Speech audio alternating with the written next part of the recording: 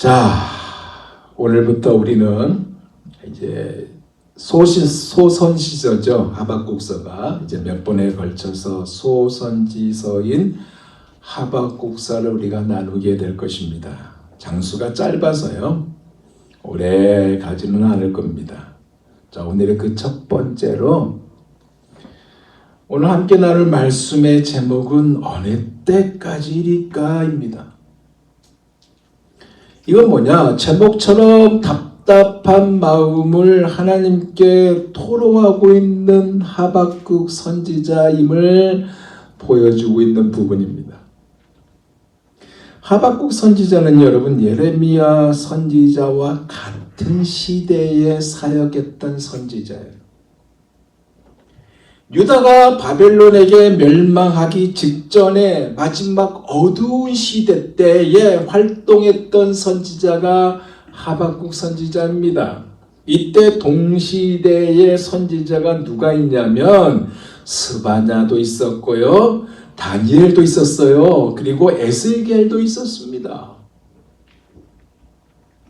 하박국이라는 이 이름의 의미가 뭐냐? 메어 달리다.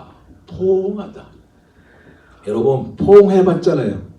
아내와 딱 포옹하고 자녀와 포옹해봤잖아요. 이 포옹하다 의미가 하박국이라는 이름의 의미예요. 그런데 또 어떤 의미가 있냐면 팔을 벌려서 안다라는 의미도 있습니다. 또 하나 어떤 의미가 있냐? 팔을 벌려서 씨름하다라는 의미도 있습니다. 이것은 아마도 그 시대의 눈물과 고통을 끌어안고 같이 고민하고 씨름을 했던 이 마음이 그 안에 담겨 있지 않을까. 그래서 한편으로는 학자는 이 하박국 선지자가 따뜻한 선지자다라는 그러한 얘기도 합니다. 엄밀하게 말하면 그 시대 때문에 무거움을 가졌던 선지자가 바로 하박국 선지자예요. 앞에서 거론했듯이 동시대 선지자가 에레미야라고 했습니다. 에레미야 선지자의 별명이 뭐예요? 눈물의 선지자라고 그러잖아요. 그건 뭐냐? 그가 맡았던 그 당시의 그 어려움, 즉 시대적인 책임 때문에 눈물로 가득했던 거예요. 입술이 둔한 그가 더더욱 강팍한 이스라엘 백성인 그들에게 하나님의 말씀을 선포해야 되는데 너무나 강팍하니까 하나님의 말씀을 선포하기 싫어요. 그런데 하나님의 강한 명령으로 하나님의 말씀을 전하잖아요. 근데 하나님의 말씀을 전하는데 그 하나님의 말씀이 긍정적이고 너무나 좋은 말씀이면 누구나 다 오케이 하면서 말씀을 전할 텐데 그런 말씀이 아니라 재앙과 저주와 경고의 말씀을 전하라고 하니 얼마나 힘들겠어요. 그 얘기는 뭐냐? 그만큼 그 시대가 패역한 시대였다는 것이고 아주 혼란한 시기였다는 것을 말씀하고 있는 것입니다. 바벨론이라는 나라가 있어요. 그 바벨론은 이스라엘과 인근 지역을 정복해서 다스리고 있었고 이스라엘은 하나님과 하나님의 백성인데 하나님과 멀어져 있으니까 그런 형편을 보고 마음이 어려워진 상황에 놓여 있었다. 에레미야도 그렇고 하박국도 그랬다는 얘기입니다. 그때 하박국이 하나님께 묻잖아요. 그 물음이 2절입니다. 다시 봅니다. 여호와여 내가 부르짖어도 주께서 듣지 아니하시니 어느 때까지일까? 내가 강포로 말미암아 외쳐도 주께서 구원하지 아니하시나이다. 하박국은 여기서 부수고 빼앗고 착취한다는 단어를 가진 이 강포라는 단어를 사용해서 이야기하고 있어요. 여러분 이 단어가 주는 의미가 있어요. 이 의미가 뭐냐? 하박국 선지자가 사역했던 이 시대를 그대로 표현하고 있는 단어입니다. 강포. 근데 하박국 선지자가 좀 더 구체적으로 3절에 자기가 본 것을 더 이야기하고 있어요. 뭐냐? 어찌하여 내가 죄악을 보게 하시며 폐역을 눈으로 보게 하시나이까? 겁탈과 강포가 내 앞에 있고 변론과 분쟁이 일어난나이다. 하박국 선지자가 자기가 본 6가지를 여기서 꺼내고 있어요. 그 6가지가 뭐예요? 죄악, 폐역, 겁탈, 강포, 변론, 분쟁. 이것을 다 싸잡아서 강포라는 단어로 묶어가지고 이야기를 하고 있는데 이것을 하박국 선지자가 봤다 이거예요. 사랑하는 여러분, 우리도요. 우리가 크리스찬이잖아요. 하나님의 백성이잖아요. 그래서 하나님의 백성의 관점으로 이 세상에 돌아가는 거, 우리 주위에 돌아가는 거 보면 이건 아닌데 라는 생각을 가질 때가 있지 않습니까? 모순과 부당함 그리고 허물을 보지 않습니까? 특히 교회는 우주적이잖아요. 전 세계적인 공동체가 교회잖아요. 교회를 비롯한 기독교인을 향한 물리적인 박해와 폭력에 대한 이야기를 듣고 보고를 받고 있을 때 안타까움이 가득한 것이 우리의 심정이라 얘기해요. 그렇지만 요즘에는요, 구체적인 박해도 있지만 구체적인 박해 아니라 문화적인 박해가 우리들을 엄습합니다. 우리가 느끼지 못하는 경우가 있지만 그러나 깨어있는 사람들은 그 상황을 느낄 수밖에 없어요. 한 예를 들어볼까요? 이번 2024년 프랑스 올림픽의 개막식을 여러분 보신 적 있나요? 평등이라는 이름을 가지고 개막식을 했어요. 그러나 그 안에서 몇 가지 퍼포먼스가 있는데 굉장히 염려스러운 퍼포먼스를 했습니다. 왜 염려스러우냐? 이 모습을 보면서 유럽의 앞날을 볼 수 있는 것이고 앞으로 대한민국의 앞날을 볼 수 있는 그 모습이었기 때문에 그렇습니다. 문제가 계속 발생되니까요. 올림픽위원회 즉 IOC가요. 유튜브에서 개막식 그 동영상을 못 보도록 차단해버렸습니다. 첫 번째로 보여준 게 뭔지 아세요? 마리 앙뚜아네트의 퍼포먼스였어요. 한 건물의 유리에 마리 앙뚜아네트의 머리가 잘린 채로 있는 그림이에요.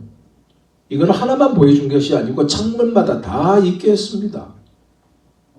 우리가 바쁘게 살다 보니까 이거 못 봤죠?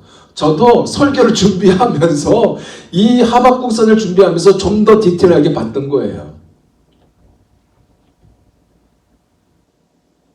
이 여인은 어떤 여인이에요? 가짜 뉴스에서 희생된 여인이 바로 이 여인입니다. 마치 박근혜 대통령처럼 가짜 뉴스에 희생된 사람이나 마찬가지예요.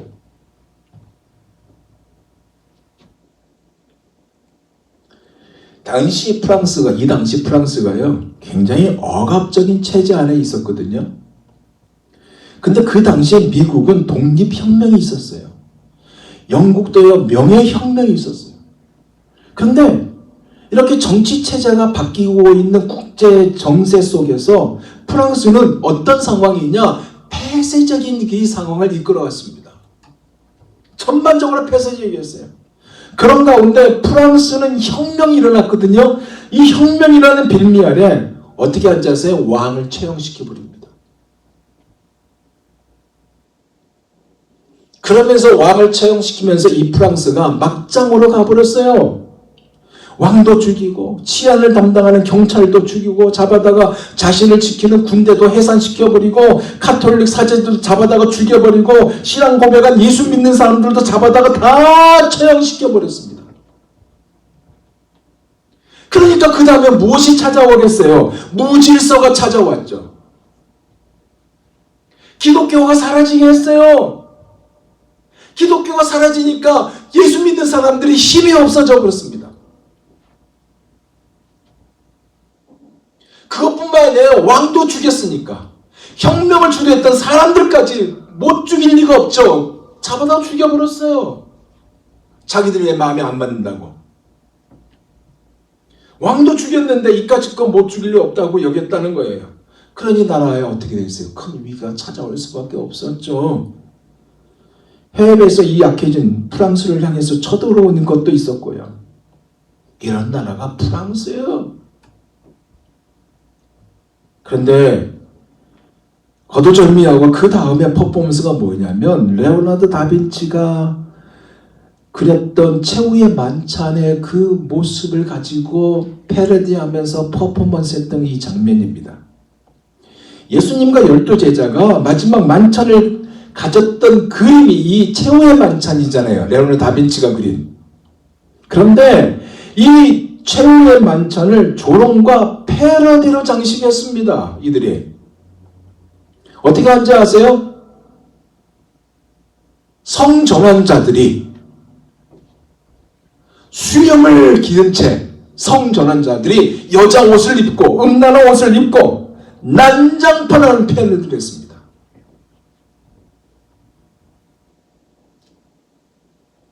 이것에 대해서 세계가 걱정을 했고 기독교에 관계된 모든 사람들이 비판하고 거세지니까 예술 감독이 뭐라고 하잖아요? 포용성을 위해서 했다라고 변명했어요. 근데 여러분 생각해 보세요. 프랑스에 포용성을 이해한다면 이슬람교도 있고 다른 종교도 있잖아요. 근데 이슬람에 대한 패러디는 안 했어요. 왜? 사건이 있잖아요. 코란을 욕했다고 일어난 죽인 사건이 있잖아요. 이슬람 욕했다고 길거리에서 테러했던 사건을 이 프랑스가 알고 있거든요. 그래서 이슬람은 건들지 않았습니다. 여러분 이 프랑스가 제일 먼저 같이 허용한 것이 뭔지 아세요? 동성애예요. 이슬람교와 같이 받아들였습니다. 그런 가운데 기독교를 해체시켜버렸어요. 기독교가 난도질 당한 그 자리에 여러 가지들을 채워 넣는데 무질서가 왔고요. 그러다 보니 카오스가 그 안에서 막 일어난 거예요. 프랑스가 어떤지 아세요? 웃기는 행동을 합니다. 이슬람교 오케이. 그러나 기독교는 너 안 돼. 기독교가 만만하니까 기독교에 대한 증오 때문에 예술 감독이 이러한 퍼포먼스를 했습니다. 근데 이거 아세요? 이거 했다는 것이 뭐 좋아서 한 것이 아니고 이 프랑스에 흐르고 있는 기층 정서라는 얘기입니다. 기독교를 무시해도 되는 이 정서가 그 안에 배직에 깔려 있다는 얘기예요. 아주 즐겁게요. 아무렇지 않게 행했습니다. 이것에 대해서 일론 머스크도 한마디 했잖아요. 뭐라고요? 기독교인들을 존중하지 않는 엄청난 행태를 범했다라고 일론 머스크도 한마디 했습니다. 아무리 평등이라는 단어를 썼어도 이제 프랑스는 더 이상 살 수 없다는 사망 선고를 보여준 이번에 개막식이었어요. 이것이 대한민국에 안 온다는 법이 있겠습니까? 그래서 안타까운 마음이 있는 거예요. 이건 단순한 공연이 아닙니다, 여러분. 여러분, 예술을 가리켜서 미학이라고 그러죠. 미학. 미학이라는 것은 가치론의 영역입니다. 안 그래요? 뭔가를 어떻게 인식하고 있는 것이 어떤 식으로 나타난다. 그래서 그 나라의 예술은요, 그 나라의 기층 정서를 반영하게 되어 있습니다. 당연해요. 그 나라가 가진 종교, 그 나라의 문화, 총체적으로 어떤 나라인지를 나타낸 것이 바로 가치론이고요. 이것이 예술이에요. 이번 프랑스 올림픽 개막식에 깔린 기본 정서가 뭐냐? 우리가 무엇을 하든지 내보러 도와라. 이것이 평등이다. 이거거든요. 무슨 종교를 가지든 이것이 평등이다. 다양성을 가질 수 있는 것이 평등이다라고 주장했던 것입니다. 그런데 기독교는 안 돼. 이거였어요. 이것이 프랑스 개막식에서 보여진 퍼포먼스였습니다. 근데 왜 프랑스 안에 기독교들이 있을 텐데 왜 항의를 못했을까? 항의했다는 말이 안 나와요. 여러분, 대한민국도 마찬가지죠. 목사와 교회의 영향력이 옛날 같지 않아요. 많이 사라졌습니다. 엄청나게 줄어들었어요. 예전에 즉 평양 대부 운동이 일어났을 때의 교회와 목사는 이러 정도가 아니었어요. 교회로 인하여 목사로 인하여 사회가 변화되었습니다. 오히려 교회는 거룩한 모습이라고 이 교회가 가지고 있는 거룩한 모습 때문에 안 믿는 자들이 이야기를 할 정도의 그때의 정서였습니다. 요즘 가게 들어가면 누가 목사님 이야기하면 다 쳐다봐요. 근데 좁아서 목사님이에요? 반갑습니다. 뭐 그런 것이 아니라 저분이 왜 왔지? 그런 정서예요. 내가 아는 목사님은 갑자기 이름 생각 안 나는데 이 감리교나 PCUSA에 있는 이 사제들이 있는 이게 있죠? 요거를 하고 코스코를 갔대요.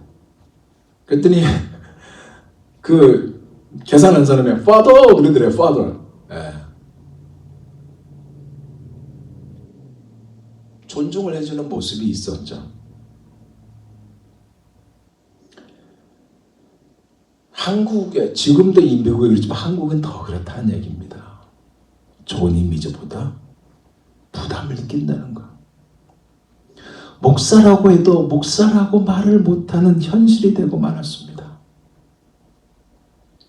교회가 영향을 끼치지 못하니까 목사가 영향을 주지 못하니까 이 하박국서에 있는 이 하박국의 선지자도 타락하고 부패한 자기 조국 유대 민족의 죄악상 타락상을 보면서 한가한 것이 바로 2절이거든요. 여호와여 내가 부르짖어도 주께서 듣지 아니하시니 어느 때까지리까?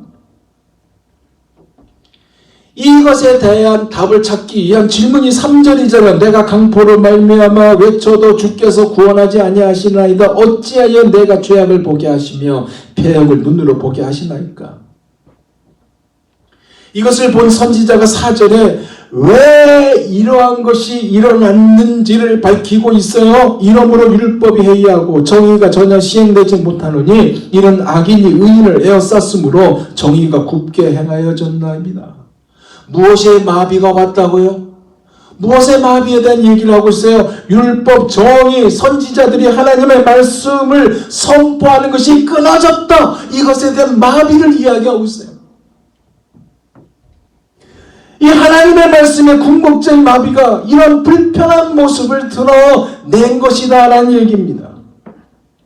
그럼 왜 하나님의 말씀의 궁극적인 마비가 왔을까요?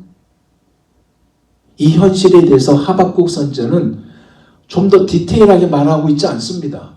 그러나 동시대의 선지자 에레미야서에 보면 그 증거를 알 수 있어요. 에레미야서 36장 21절에서 26절에 이 말씀이 기록되어 있습니다. 들어보세요. 왕이 여호디야를 보내어 두루마리를 가져오게 하며 여호디가 서기관 엘리사마의 방에서 가져다가 왕과 왕의 곁에 선 모든 방백의 귀에 낭독하니 때는 9월이라. 왕이 겨울 궁전에 앉았고 그 앞에는 불피운 화로가 있더라. 여호디가 3편, 4편을 낭독하면 왕이 쏘도록 작은 칼로 그것을 연하여 베어 작은 칼로 하나님의 두루마리 성경을 칼로 베어서 화로 불에 던져서 온 두루마리를 태웠더라. 왕과 그 신하들이 이 모든 말을 듣고도 두려워하거나 그 옷을 찢지 아니하였고 엘라담과 들라야와 그마라가 왕께 두루마리를 사리지 말기를 강구하여도 왕이 듣지 아니하였으며 왕의 아들 여라무엘과 이스라엘의 아들 스라야와 압디엘의 아들 셀라마를 명하여 서기관 바룩과 선지자 에레미야를 잡으라 하였으나 여호와께서 그들을 숨기셨더라. 하나님의 말씀을요 귀하게 여기지 않았습니다. 그래서 하박국 선지자는 자기가 본 것에 대하여 한마디로 왜 이 꼴을 나로 하여금 보게 하였습니까? 라고 절규하고 있는 거예요. 이해되시죠? 근데 그 다음에 놀라운 것은 이것을 본 하박국의 이 절규를 하나님께서 야 쓸데없는 말 하지 마 그렇게 안 하고요 그대로 수용하세요. 내가 네 마음 안다 하면서 그대로 받아서 주님이 말씀하고 있습니다. 그게 5절이에요. 여호와께서 이르시되 너희는 여러 나라를 보고 또 보고 놀라고 또 놀랄지어다. 너희의 생전에 내가 한 가지 일을 행할 것이라 누가 너희에게 말할지라도 너희가 믿지 아니하리라. 무슨 얘기냐면 이 얘기예요. 하나님께서 보여준다는 것이에요. 근데 그것을 네가 보면 놀라고 또 놀랄 것이다. 이 말씀입니다. 그러면서 6절에 어떤 말씀하냐면 보라 내가 사납고 성급한 백성 곧 땅이 넓은 곳으로 다니며 자기의 소유가 아닌 거처들을 점령하는 갈대아 사람을 일으켰나니라고 갈대아 사람을 언급합니다. 그럼 이 갈대아 사람이 누굴까? 바벨론입니다. 바벨론 사람을 일으킨다. 그 말씀을 하고 있는 거예요. 그러니까 지금 유다의 위기가 어떤 위기다라는 것을 말씀하고 있는 거예요. 이 위기는 국제 정서가 그 당시 어떻게 했냐면 애굽이요 바벨론에 의해서 점령당해 버렸습니다. 애굽과 어디 짝짝꿍에서 바벨론을 대항하려고 그랬잖아요. 이스라엘이. 근데 짝짝꿍에서 대항하려고 했는 이 애굽이 바벨론에 정복당하고 말았어요. 애굽에 눌려 살았잖아요. 유다가. 이제 바벨론에 의해서 먹히기 직전입니다. 왜냐? 하나님의 갈대아 사람을 일으켰기 때문에. 즉 이 갈대아 사람인 그들이 유다 국경에까지 왔기 있기 때문에 유다는 한마디로 뭐예요? 풍전등화요 엎친 데 덮친 모습이라 하나님께서 말씀하고 있는 거예요. 이것을 불편한 마음으로 하나님께 외친 것이 하나님 왜 내가 이것을 보게 하였습니까? 라는 이 질문에 하나님의 그래 네가 보았니? 그래 네가 정말 제대로 보았니? 그래 내가 본 것을 제대로 본 것이라고 네가 그렇게 생각하니? 근데 아니거든. 내가 보여줄 것이 있는데 네가 이것을 본다면 너는 정말로 놀라고 놀랄 것이다 라고 하나님께서 답을 해준 거예요. 오히려 하나님이 묻고 계신 거예요. 그것이 갈대아 인을 일으켜 세우신 하나님의 계획이다 라고 말씀하고 있는 것입니다. 여기 아주 중요한 교훈이 있어요. 뭔지 아냐면 뭐냐면 하나님께서 하박국 선지자에게 깨우쳐 주고 있는 중요한 교훈이 있어요. 그것은 뭐냐면 보는 대로 느끼는 대로 결정하는 것이 바로 우리의 모습이라는 것입니다. 우리의 모습은 우리가 보는 대로 우리가 느끼는 대로 결정해버려요. 우리가 살면서 많은 것을 보고 많은 것을 느끼고 그렇게 살아가지 않습니까? 하지만 우리는 유한한 존재이기 때문에 보았다는 그것으로 인해서 우리가 결정되는 그것으로 인해서 진실을 놓쳐버릴 때가 많이 있습니다. 눈으로 느낌으로 봤다는 그것 때문에 진실을 놓친다는 얘기예요. 왜냐? 자기 편견에 빠져버리기 때문에. 자기 편견에 붙들리기 때문에 놓쳐버려요. 예를 들어서 여러분이 누군가 대화를 했다고 봅시다. 내가 강병화 집사님 대화했어요. 평상시에 웃으면서 잘 친절하게 대답했던 강병화 집사님이 그날따라 퉁명스럽게 대답해도 잘 대답하지 않아. 그러면 불편해. 저 사람이 나한테 삐진 게 있나? 저 사람이 나한테 무슨 악한 감정이 있나? 사실은 그날 몸이 아파서 말하기도 귀찮은 건데 오해를 한단 말이에요. 우리보다 나이는 어떤 사람하고 이 얘기를 해요. 근데 그 사람이 잘 대답했던 그 사람이 그날따라 퉁명스럽게 대답합니다. 우리보다 나이가 어리니까 우리는 속으로 에이 MZ세대라, 에이 싸가지 없는 세대라 그런가? 그렇게 이야기하잖아요. 속으로 생각한단 말이에요.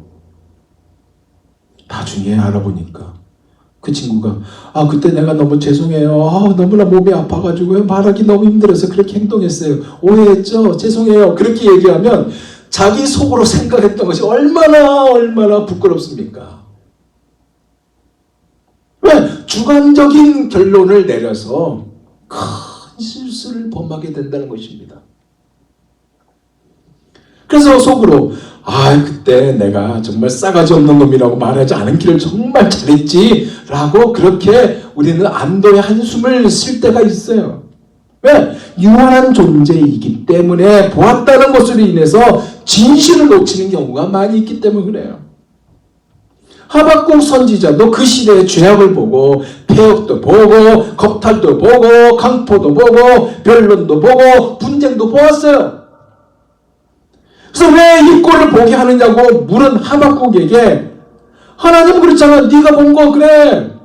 다 본 것이 아니라고. 그 넘어 있는 하나님의 역사를 보라고 지금 말씀하고 있는 거예요. 이것이 오늘 본문의 핵심입니다, 여러분. 네가 본 것이 이것이 아니야. 그 너머에 내가 하고자 하는 그 역사를 봐야 하는 것이 너의 자세다. 그 얘기를 하고 있는 겁니다. 그래서 오늘 본문의 강조가 이거예요. 우리가 보는 그 너머에 존재되는 하나님의 역사를 보라. 그 얘기입니다. 나를 보면요. 나의 현실을 보면요. 하나님의 역사를 보지 못합니다. 이제 말씀을 마무리할게요. 오늘 말씀처럼 우리도 하박국 선지자처럼 도대체 언제까지 이래야 합니까?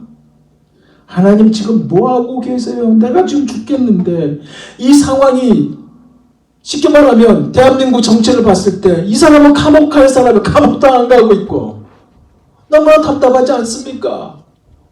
죄를 졌는데 오히려 떳떳하게 나와 있고 트럼프를 싫어하는 사람은 왜 트럼프가 저렇게 나와 있습니까? 하는 수위도 있잖아요. 안 그래요?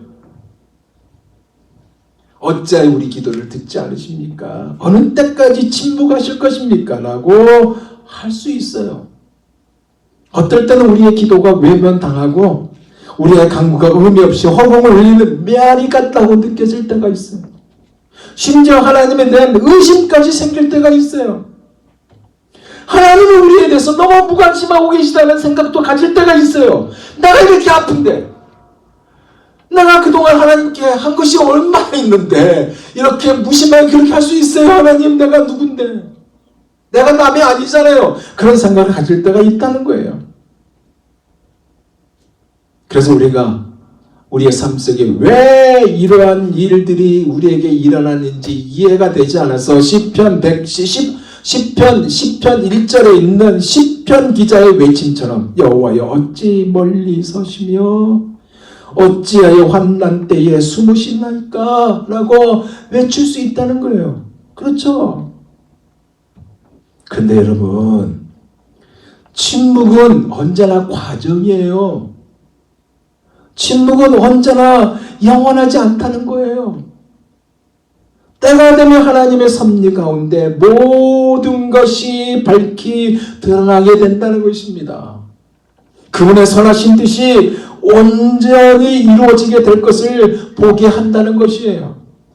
그렇기 때문에 중요한 것은 하나님은 우리를 위한 최선이 무엇인지를 아시고 계시는 분이라는 것이고 우리가 원하는 것을 당장 주시기보다는 우리에게 유익한 것을 주신다는 것입니다.